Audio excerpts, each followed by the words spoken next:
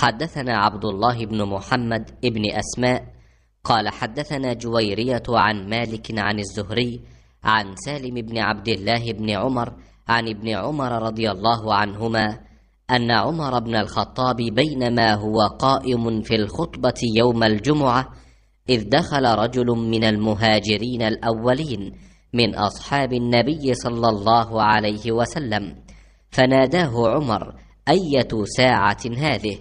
قال: إني شغلت فلم أنقلب إلى أهلي حتى سمعت التأذين فلم أزد أن توضأت.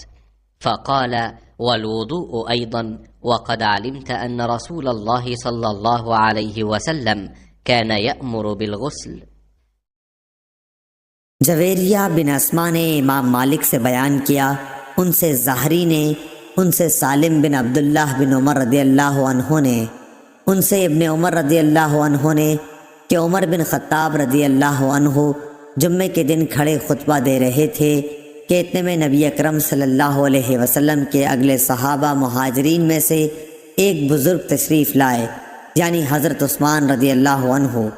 उमर रदियल्लाहु अन्हु ने उनसे कहा, भला ये कौन सा वक्त है?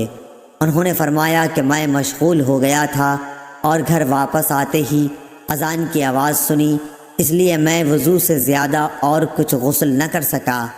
हज़रत उमर रदियल्लाहु अन्हु ने फरमाया कि अच्छा वज़ू भी, हालांकि आपको मालूम है कि नबी करीम सल्लल्लाहु अलैहि वसल्लम गुस्ल के लिए फरमाते थे। सही बुखारी हदीस नंबर 878।